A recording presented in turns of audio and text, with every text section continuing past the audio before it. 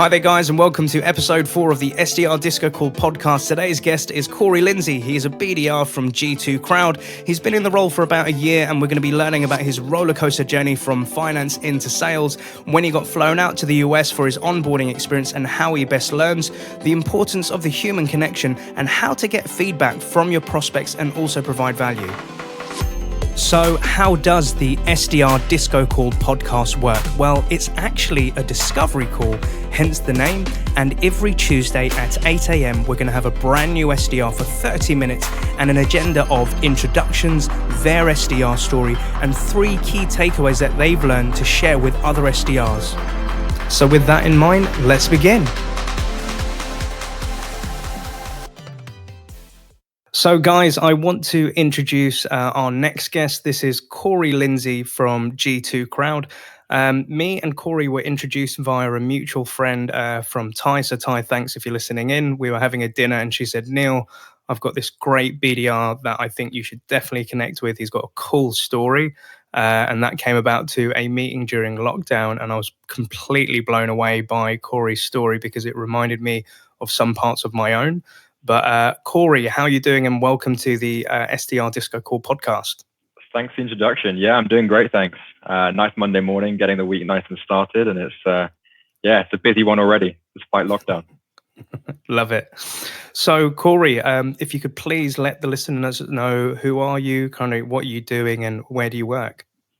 Yeah, sure. So as you mentioned, Corey, otherwise Corentin, Corentin on LinkedIn. It's not the easiest name to pronounce. And I am one of the BDRs, one of the 2 BDRs here at G2. So in terms of who G2 is, effectively the Trustpilot, TripAdvisor, or the Yelp of B2B software. In terms of my role, I'm effectively just helping B2B software marketers and salespeople more precisely and proactively go after their target audience, quite simply. Nice, thank you, sir. And as I kind of found out when we had our initial discussion, you're kind of wearing a lot of hats. You've been helping out the G2 team, working with your counterparts and including Ty. Kind of, what's your day-to-day look like, Corey? Yeah, it's an interesting one. So for a bit of context, so here at G2, particularly in the EMEA team, where there's 2 of us right now, we do both inbound and outbound. So kind of dealing with all the branding and all the marketing efforts that just brings in a lot of stuff, good and bad. And then I guess that's kind of the structure of my day. As I'm sure lots of people here on this call who will be doing inbound, they kind of know that that's the priority. You have to be quick. You have to be on the ball when you respond to those inbound requests. So that very much is the kind of the structure of my day, the skeleton. And then whenever I find free time, 5 minutes, even 1 minute, that's anything to do with who I want to talk to rather than who wants to talk to me. So that's the outbound side, whether that's calling, emailing, LinkedIn touching, or even actually just being more strategic. So days, I guess the short answer is days aren't always the same. In fact, they're very rarely the same. Yeah. It's often just structured around what's happening on the inbound and then where I can find time elsewhere. So a very busy all-round individual. So you're doing both the inbound work, you're also helping out with the outbound work. And you're doing a lot of other extracurricular things. So for context, when I came across your LinkedIn profile, there were some really cool things where you had done webinars such as filling the funnel, personalizing the inner machine. How did you, as a kind of like a BDR role, drop into these sort of webinars, and how did those come about? So yeah, an interesting one. Not entirely sure how the initial touch point happened. I got reached out to for both of those actually. So a lot of what I do is very much just reaching out and being very active on LinkedIn. Mm-hmm. Not just from a prospecting side. I think the prospecting side I've definitely got to improve from, but just from a personal branding perspective. So a lot of that is very much what I look at trying to do. So kind of being a bit more engaged, helping out some of the other kind of up and coming BDRs who may not have had as much kind of fortune as myself, being surrounded with such kind of great kind of up and coming salespeople to kind of learn from. So really kind of taking that and passing it on. And to be honest with you, a little bit of what I'm doing today to try and help pass on that message. So I guess that's kind of how I initially got involved with those types of podcasts. And actually one of which is more of a webinar. I love it. And I think you raise a really important piece here, which is around kind of like your brand awareness of you as a person, as a BDR in the current role, looking to help others. I've seen it with a lot of people. They come into this role of being an SDR. They think it's just, calling, booking meetings, but there is so much more to it. Kind of what insights are you like looking to share with the other future BDRs and SDRs out there, Corey? Wow, big question.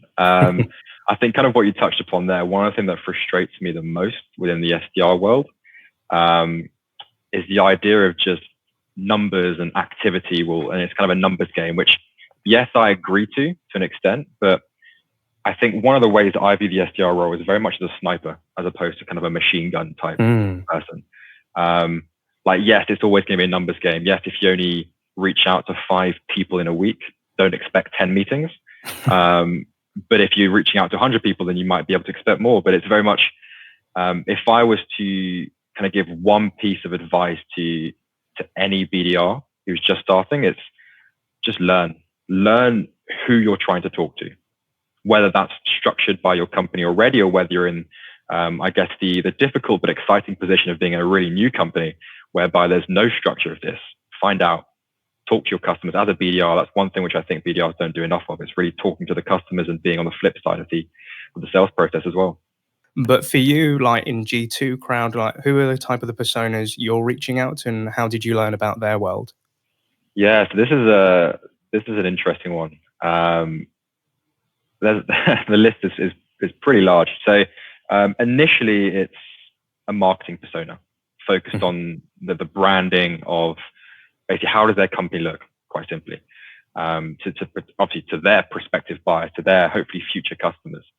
So primarily it's those types of people, but I guess the fun aspect, and which also helps me from a multi-threading perspective, is that almost every aspect of marketing can be involved, from demand generation, lead generation, to content marketing, whatnot, as well, even a sales team. Even BDRs, SDRs typically are working with us all the way to customer success. But to kind of answer your question in terms of how do I go about learning about them? I guess there's 2 main things. So one of which I'm fortunate to have a very, very strong product marketing team here at G2. They've done a lot of the kind of the skeletal work, the basic work for me as to who are these types of people, what do they typically care about, which is very much a good foundation. One of the things which I didn't do early enough is engage directly with clients. So myself talking to clients. Because again, as a BDR role, unless you're doing a full cycle BDR role, which some people do, I don't think it's very common, but doing all the way until close, you're very much just that first step. And then it's up to you to kind of extend yourself throughout. So what I've been trying to do is even actually sitting in on customer calls, which I had a couple of times about a month ago, 2 months ago now, and actually just having 5-10 minutes just to ask them, hey, why on earth did you buy our solution? Like, what makes it even vaguely relevant to you and what you're trying to do? Yeah. Almost try and get them to sell it back to me. Just kind of hear what they think, how they would sell my product. So that's kind of one big element. And I think another cool element was, so this was back in, I guess, kind of the start of my BDR role, kind of maybe four months in, when you're kind of just starting to really understand how to do this job at all. Is very much from just being in kind of conferences, kind of trade shows, things like that. With G2 as well, part of what we do is help vendors collect reviews, and that can be in person with kind of review booths. Lucky enough to do 2 of them, kind of abroad. And again, when you're very much just face to face with that customer, you start to understand how they start to use your solution, which then gives you a very good understanding of why they use it in the first place. Again, I would always say ask them explicitly as well, just to get that kind of firmly in. But I guess, yeah, that's kind of how I've gone about trying to understand what they care about, in short. I love it. I really like both of those examples. So like the first one where you're kind of asking the prospect or customer to sell back what you do. And I think this is a really good way because you can understand, was the sales process in a good, did they actually get what they were buying and did they understand it fully? But I think it's really nice to hear it from their own words, because not only are they going to pitch the platform, they're going to give you the why did they buy it and kind of how is it going to help them. And I think if you can take those snippets and use it with future prospects or customers that you're going to talk to, I think that's really great. And then equally meeting prospects at trade shows and conferences and exhibitions. I think meeting people face to face to kind of see how they do stuff and how do they gauge feedback. That's really interesting. And obviously with the new kind of world that we're in, Corey, like with those exhibitions and conferences, I know a lot of things are going digital now. How are you like gaining feedback like with your prospects or customers today? So I think right now, one of the main things that I would say has changed since kind of the entire lockdown thing is very much less about selling and more about understanding. I think it's always been that way anyway, but the emphasis has definitely been put onto that recently. So a lot of what I do now is not necessarily asking for meetings, asking for sales, things like that. And I guess a lot of this would have come with experience as well, but more about understanding where a buyer is within their entire, not even just buyer journey, but company journey. The reason I don't use buyer journey is because typically there isn't one that exists until I come along. We haven't exactly got a product which replaces anything. It's kind of just an add-on to various other things. Yeah. But it's understanding kind of those priorities at that point, regardless of what my solution is. If you can build that trust with prospects early on, just to see, hey, look, this is ever going to be relevant to you, let alone is this relevant to you now. That typically gives me a good understanding now, at least, what they care about, how they're going about their business, and how G2 could, if now, then tick, tick, tick, great, I'll leverage that. But otherwise, in a month's time, 2 months' time, how it could potentially be relevant. Whereas I guess with a trade show, things like that, you'll be able to do that a lot easier because it's very much just a face-to-face conversation. You're just there having a normal conversation and asking about their priorities, how their business is going. Much easier to understand priorities at that point. Yeah. I guess one of the main channels which I'm using a lot of, and again, probably not enough of even, is LinkedIn right now. LinkedIn is definitely the new trade show from a connecting point of view.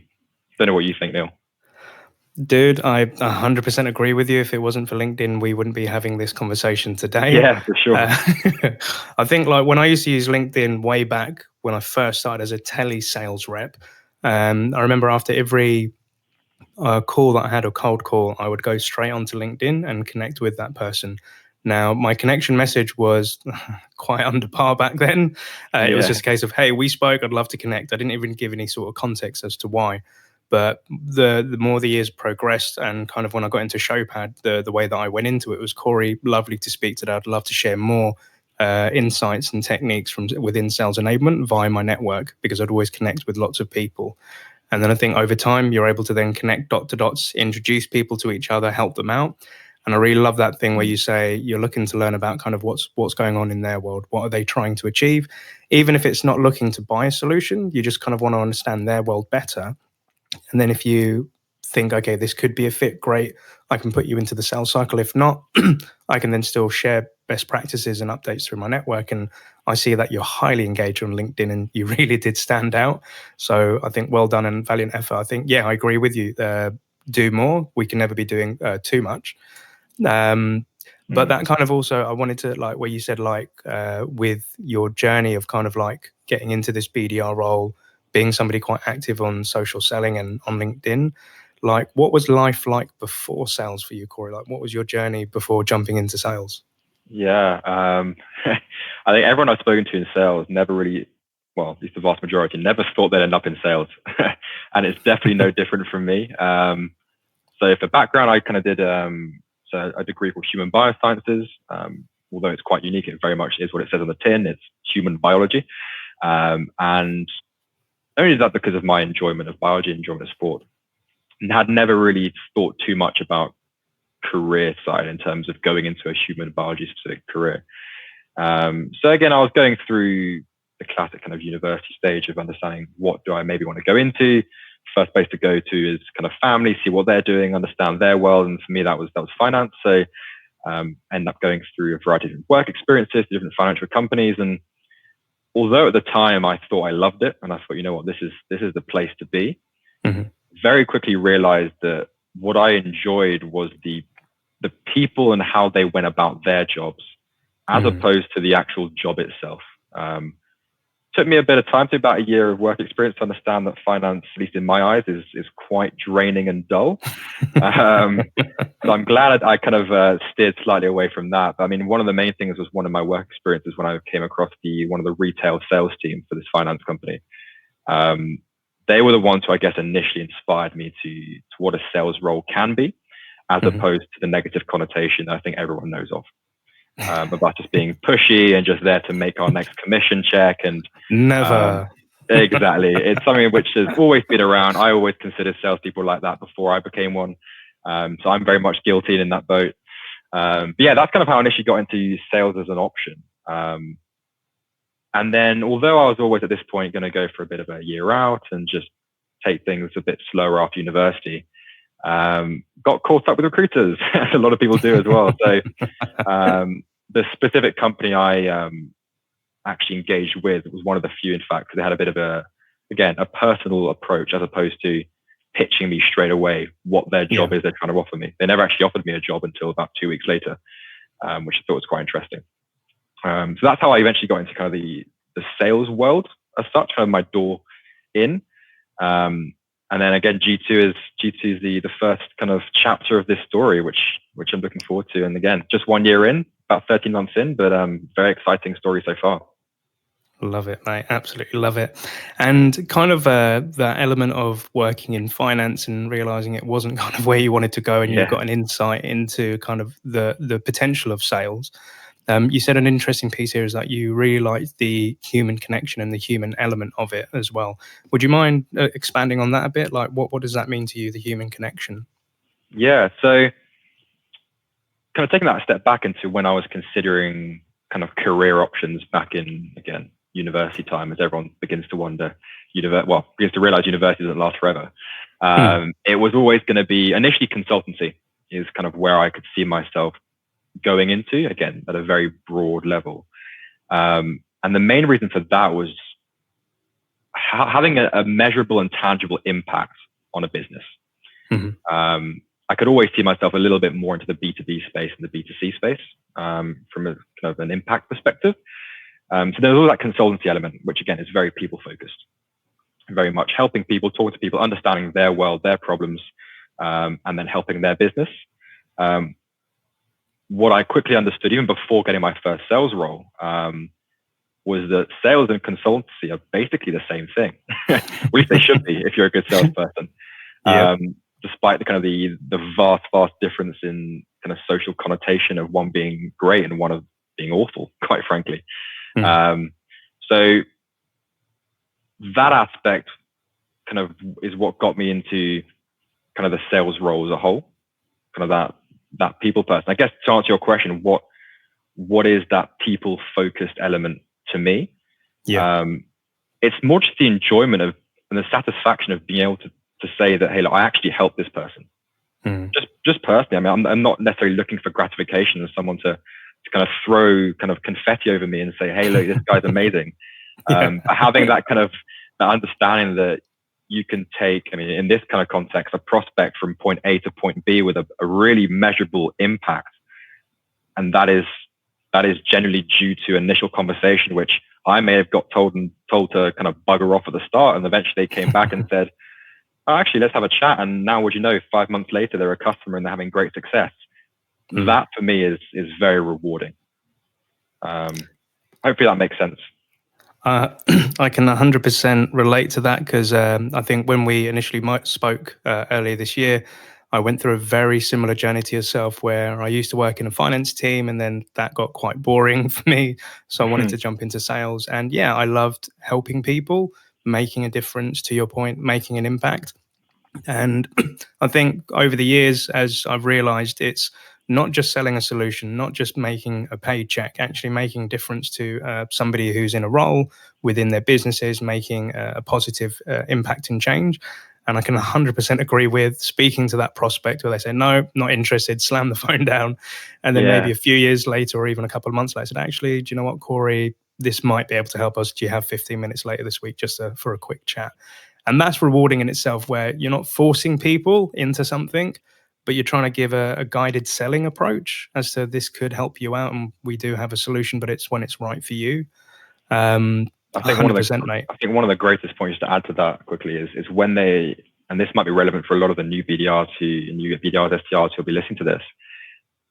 When that prospect does come back, 1 week, 2 weeks, 2 months, even actually 5, 6 months I've had, to you and says, hey, look, still considering this, let's have a chat.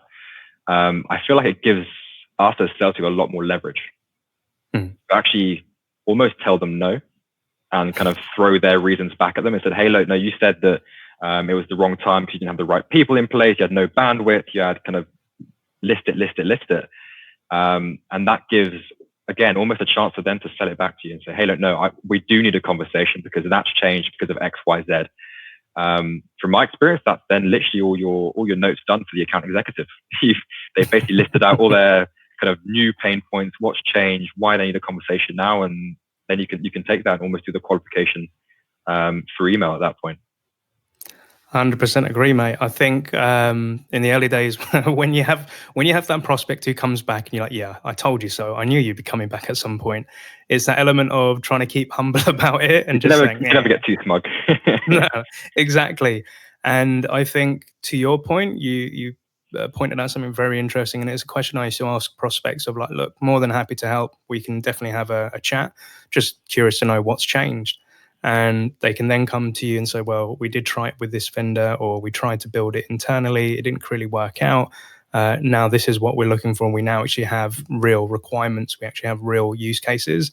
So I think it's always nice when somebody tells you no initially to give them advice of what to look for, what is in a good solution, what's really going to help them out. And to your point, if they come back with all those requirements exactly, you're like, yeah, we are the right people, and I'm happy to introduce you to Ty or the account executive that's going to kind of run you through the sales cycle. But also like with other SDRs and kind of coming into this role and like giving tips, etc. A lot of us, we run through by working with recruiters, agencies where we get training, etc. What was your experience of moving from finance, meeting with that agency and company and kind of getting into G2? What was that like, Corey? So you're talking more about the actual process of getting into an SDR role, or more the transition of what I had to do from a job perspective? If you can share both, I think that'd be super valuable. So I guess first one, in terms of the transition from that finance world to the sales world, I guess, very smooth, first of all. There wasn't, again, when I say I was in the finance world, it's very much more from like a work experience perspective. I never had a full-time job as such. One thing that I realized, maybe just from my personal experience, not generalizing and stereotyping every finance person, but salespeople are a bit more fun, at least from my experience.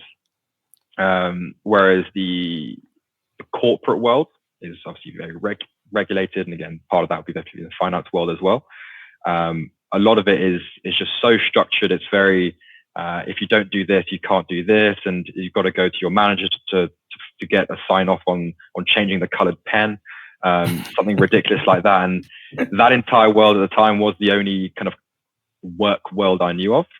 So when I first came into this kind of the tech sales world, and this is before even accepting my role at G2, kind of even at the start of even the process with the recruiter I was with, and even the initial interviews I was with among other companies, just understanding that there's a lot more freedom.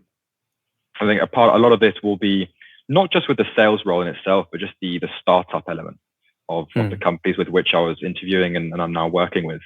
The idea that if I completely screw up, it's actually fine. If anything, and G2 is actually really good at this, they encourage it, I'd say. At least from what I understand from it. They encourage me to go out there and fail, to then, if I don't do it myself, encourage me to reflect. I think reflecting is probably the biggest thing as a new SDR, and one thing which I definitely should have done a lot more at the start. So quick tip to all you guys and girls listening there. So from that perspective, from the transition from the kind of the finance to sales, I think the biggest change was the corporate to startup, which I found very refreshing. Hopefully that answers roughly your question that you're looking to get from. Yeah, 100%. And I think one thing I have noticed kind of as a consultant trainer is I am speaking to a lot more corporate companies that are trying to get into that sort of startup vibe where they're moving away from processes, bureaucracy, and things which are quite rigid, and they're trying to give more flexibility to the team. And that element that I'm so happy to hear that you have a G2 crowd where you're encouraged to fail and mess up and, make mistakes, experiment, kind of learn your groove. I think it's really important. And for what would you say to those new SDRs who are scared of failing? Like how did you feel when somebody said it's all right to mess up, Corey? Don't worry about it. How did that feel for you? So it's interesting, actually. I don't think I've actually ever been told explicitly, hey, look, you're allowed to fail. I think it's very much just ingrained in the company. There's just never that repercussion or that fear of repercussion if you screw up. Again, just from my experience, I guess to answer that first bit of the question, what would you say to someone who's about to fail or scared of failing? I mean, I don't think it ever gets easy to take something that's hard. I mean, I think the first prospecting email I ever sent, I got sent back an email twice as long from a prospect telling me why I was not adequate as a salesperson. Wow. Pretty tough to get, especially I think it was my first week or second week of work. One of my first emails I'd ever sent out. So again, stories behind that of why kind of the US type sales language doesn't always work in EMEA. Found that out the hard way. In terms of the negative elements whereby you're getting told, hey, you're failing or you've done something really wrong, I'd take it much more as again, easier said than done, right? But as a feedback loop, whereby if you just stop and think, they're obviously thinking that for a reason. You've obviously done something which is not quite right. Otherwise, they wouldn't be saying that you failed or something wouldn't be wrong, quite simply. So having that self-awareness to actually understand, okay, well, there's something that's not happened or something that has happened that shouldn't have happened. And then, again, if you're feeling comfortable, actually asking your prospect, hey, look, I've clearly missed the mark here. Something's clearly not working at all based on what I've mentioned. Do you mind sharing? That can go two ways. That can be very much a constructive bit of feedback if the person is very willing to help you grow as an individual. And if that is the case, then you've built a lot of trust. And it might just be the fact that you've actually just missed the mark in terms of your selling kind of pitch and things like that, in which case you've probably got a sales opportunity in 3-4 months' time if it's actually a genuinely good prospect. I guess the other way that it could go is that the prospect then goes all the way down, kind of ranting on about how you're an awful human being. And hey, I'm not going to say it's not going to happen. It probably will happen at least once in most people's lives. A lot of that is just taking it with a pinch of salt. I don't like using the term having hard skin, but there are elements of that which I think are very applicable to sales. Understanding why things are as they are, why you might have failed in that way, and then based on that, with the context, which includes feedback from the prospect or the customer, whoever, making that judgment yourself as to what you can do better without taking everything necessarily to heart, which again, easier said than done. But yeah, I guess it all narrows down to kind of the self-awareness, I'd say, for me. If you can really take that step back to understand why, from a personal perspective, then it can help you so much in the long run. Out of curiosity, how do you, in your kind of role, structure that? How do you keep on top of when to ask for feedback and when not to ask? Because I guess one of the things I'm always curious about is you could almost ask anyone for feedback about anything, almost every single conversation you have. How do you prioritize that to see, okay, when can I have the most opportunity to learn from which conversations? I think that's a really, really good question. So I think in my world, if I'm training or if I'm consulting or if I'm helping somebody out as a manager, etc., sort of type role or coach, it's kind of like check-in points where if we've started a new training, I'll ask them initially, like kind of what do they think about the training, kind of what we're about to learn. And then perhaps if we're in a 2-hour session midway through, I'll ask one of the students, like, how are you finding it? Kind of what's it feel like to you? Are you getting any value out of this? Are you missing anything? And then towards the end of a session, I'll then ask them, okay, so based on what you thought initially when we first started out, how do you feel things about now? Like, what would you like to see more of? I think feedback is a continuous process. I think when is it not the right time? If obviously, I'm not going to say that I've gone into every training session and it's always gone perfectly, swimmingly smooth. Sometimes I'll get reps that don't agree with what I do. And I always give the premise before every session that, look, what I'm about to train you or teach you on is just what it's worked for me. It doesn't work for everybody. And if at any point you disagree with it, then by all means, you don't have to follow it. But I'm always going to ask, why aren't you like following it, or what is it about it that you don't agree with? And I'll hash that out with them. But sometimes I can tell that they may not be in the right frame of mind. They may not be in the right mood to do that. So I think with people, it's body language, like kind of looking at their facial expressions. I think every time I step into a session, they always look at me like, who the hell is this Neil? Why the hell isn't he coming to my company? I could have been doing a discovery call, or, doing a demo and like hitting towards my quota. Why do I have to give him my time? And I think it's once I've gained that trust and I see a smile and somebody happy on the other side, that's what I'm asking for feedback, because they're in a good place to either give it. Or sometimes via email, I'll like one or two students might reach out and say, Neil, that was a great session. Thanks for arranging it. I'll then ask them, what is it about it that you liked? What stood out? And is there anything you would do differently if you were in my position? Does that answer your question, Corey? Yeah, definitely. No, it's interesting. No, I mean, I guess the premise of that was that, like I said, you can probably ask for feedback at all points, but I'm curious to hear that, yeah, the visual cues is what you go off predominantly, which makes sense, as opposed to necessarily kind of having strict kind of feedback time. So start, middle, and end, kind of being a bit more flexible from that perspective. 100%, man. And so obviously, like with you going into this job as a BDR at G2, so you've kind of made the decision to move from finance. You realize that salespeople are a hell of a lot more fun, and you kind of decided to move forward with G2. Like, what was those first couple of months like? Like learning a new way, a product, kind of a different world of SaaS and startup. What was that experience like for you, Corey? Yeah, wow. So I had no idea about, to be honest, even the SDR world existing before interviewing with, maybe a week before interviewing with G2. I had no idea about kind of the wide world of B2B tech. I'd never been to the US where we were HQ'd. I'd never really properly worked in terms of a full-time job, as opposed to just kind of work experience and understanding the workplace that way. So I had no real kind of dedicated expectations to my day-to-day. And I guess that all became, I haven't got this, to I do have this within a week. So to say it was very busy and borderline overwhelming is probably an understatement. I'd say it's very exciting though. I mean, personally, I was always ready to hit the working world. It got to a point where when I was at university, yes, it's always interesting. I picked the course. I don't regret that at all. But it got to a point whereby there was definitely something missing. I was taking a lot in. It was all very interesting, but I kind of struggled to understand where what I was learning was going to make an impact in the future of my life. And more importantly, where I was making an impact anywhere right now or at that time.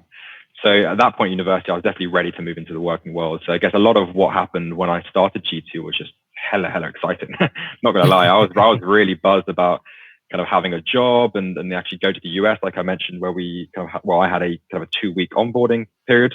Again, not many of the future candidates we have will be as lucky to do that with our current times. But again, a great experience, because I mean, this might be a question you were going to be asking later on from an onboarding perspective. A lot of the onboarding was structured at G2. But the thing I found most both interesting and valuable was just talking to people, seeing what they, again, understanding their failures and their successes in their roles. And that's both at a BDR level, so people who even just joined a couple of weeks before me, or even 6-7 months before me, equally kind of valuable things to say. And then all the way up to taking time with kind of some of the key VPs within the company, just to hear what they have to say, where the direction the company is going from them. So I felt that was one of the biggest kind of things for me from that onboarding experience. And I guess a lot of that really participated to my overall kind of first 3-4 months of the experience at G2, of going from what the hell do I even sell, let alone who do I sell it to, to then going to a point whereby I feel comfortable even just talking about my product, let alone selling it. I think was a big part. So if I get it right, you've gone out to the US for 2 weeks for your onboarding to learn about product, industry, etc. But you get an opportunity to speak to a lot of different parts of the business, so like from sales and other people that have just come in, kind of what's their experiences, how have they won things, what have they learned from failures, etc. And then obviously that helps build up your knowledge over time. And in the role that you're in now, that you're doing, like how often are you speaking to the rest of the org, and kind of what discussions are you having nowadays? Yeah, so I think maybe just clarifying that bit before. I mean, it's not as if I have necessarily set time with colleagues to kind of go through their experiences. I think a lot of, especially as a BDR, a lot of what you should and probably have to do is just being a bit more proactive, taking kind of your understanding into your own hands, which is exactly what I was trying to do when I was in the US. In terms of what I do now, I mean, luckily, so even though we're just two of us here in the UK team for the EMEA region, as in from a BDR perspective, that is, there's a wide team of 10 or so in the US, with a couple in India as well. So I still have regular meetings with those. I guess to an extent have a manager in the US. I'd take it more as like a mentor from that perspective. So from that perspective, it's very much, yes, I've got a lot of contact with my colleagues in the US and in the APAC region from a development perspective. What I would say is that even without that, and again, depends on the company you're in, whether you're international or not, I think you should always be reaching out to, whether they're in your organization or not, to people who you find genuinely interesting, genuinely valuable. On LinkedIn's the prime example. You're probably going to find the most amount of content, or at least I do personally.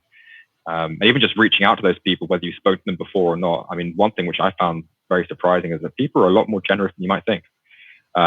If you're just going to reach out to them, so if you're just going to reach out to them and ask them for a couple of questions on, hey, look, I saw you did X, Y, Z on a podcast. Like, can you tell me a little bit more about that? Some of them even take the time to have a quick call with you to actually explain some of their mindset, their mentality, or some of the techniques they have, without necessarily being a prospect. Some of them actually were prospects, not that they turned into anything meaningful from a meetings perspective, but from a personal development perspective, it was great. I love that. I think, to an extent, it is a really good way in terms of prospecting, is when you're brushing people's ego because you're taking an interest in what they do, things they've done, and you're just basically asking for a peace of mind. And it's something I teach to students. I said, the moment you can put somebody on a little bit of a pedestal to say, hey, I think you did great in the Filling the Funnel webinar. How did that come about? Like, what were you doing there? It can definitely bring people into a meeting. But equal, like you said, from a personal development point of view, when you're trying to learn about building your character, kind of what are great people doing. And you said when you find people interesting. So my question to you, Corey, is like, what is it about somebody on LinkedIn that piques your interest? Great question. Wow. Not one I thought about that much, actually. I guess for me, it's very much kind of instinct to an extent, but breaking it down a little bit, I guess one of the things which I think is very important to sales, or even a working professional in general, is the idea of emotional intelligence, EQ. Which again, people talk about it all the time, but I think it's not something which is trained enough from a sales perspective. I feel like everyone always talks about how important it is, understanding prospects, things like that. And then you go into how to prospect, how to use LinkedIn, how to do emails, how to do calls, which is great kind of from a proactive technique. But end of the day, at least my belief is that anyone can do that eventually.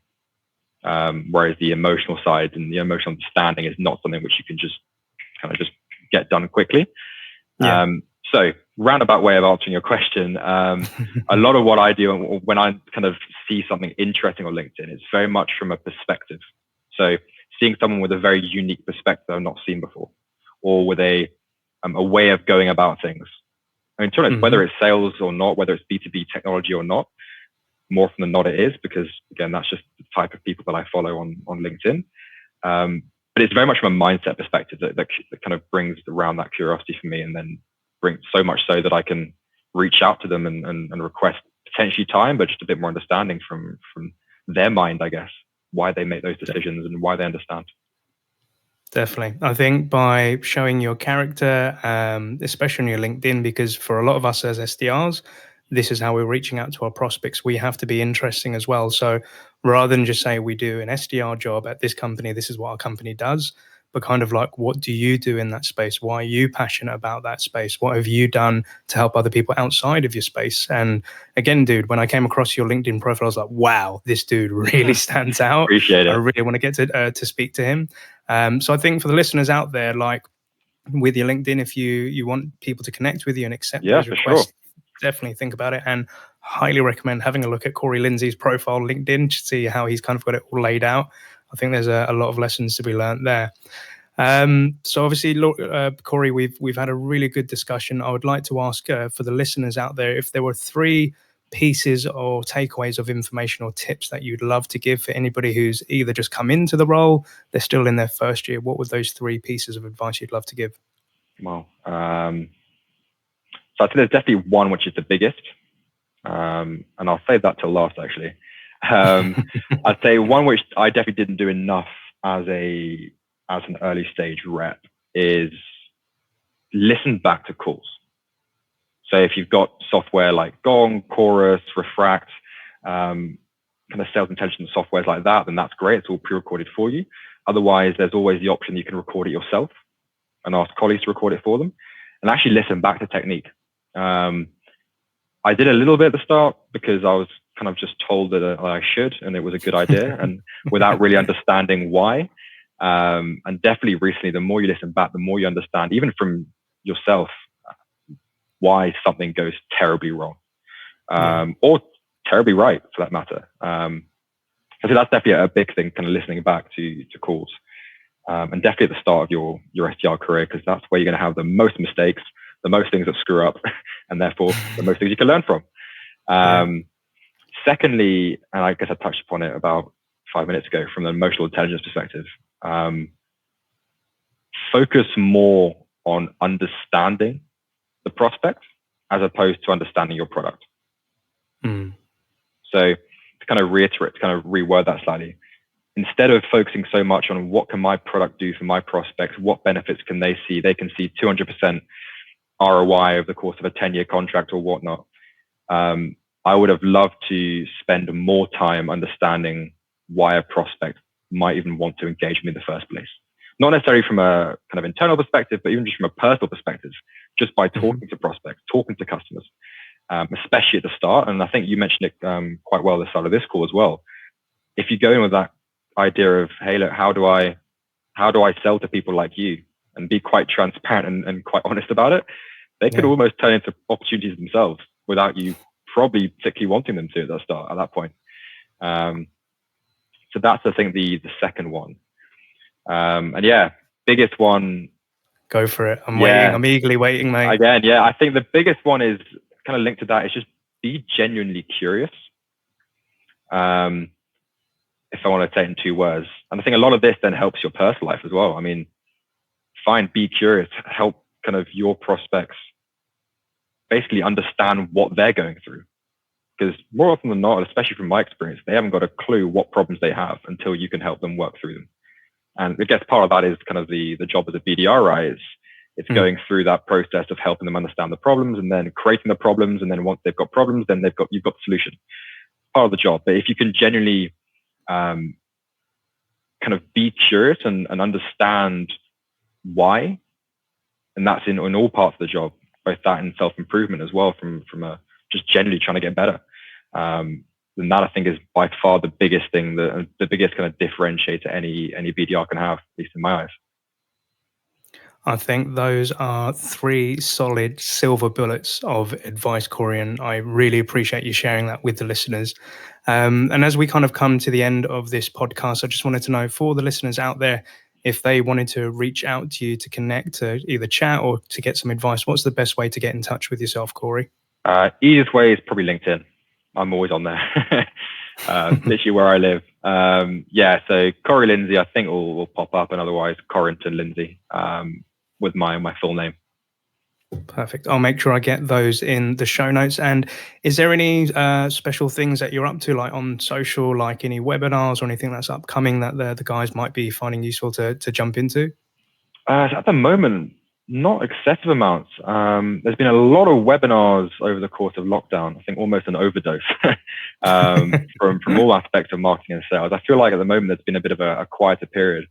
So right now I'm personally taking the time just to kind of reflect a little bit on the summer and getting ready for the moment. It's early September, looking at kind of when we can actually kind of get going again, because again, business is going to get going pretty quick, especially how summer's now over, or at least getting over. So I'm kind of preparing myself more for the upcoming, hopefully, surge of business. Cannot wait. So, Corey, I just wanted to say a massive thank you for joining the SDR DiscoCall podcast. We hope that you'll be coming back as a future guest, as we know that you are transitioning potentially into future endeavors and roles. So it'd be really interesting to see kind of like how things have progressed. But Corey, just wanted to say thank you so much and happy selling, my man. Thank you, Neil. Have a great day.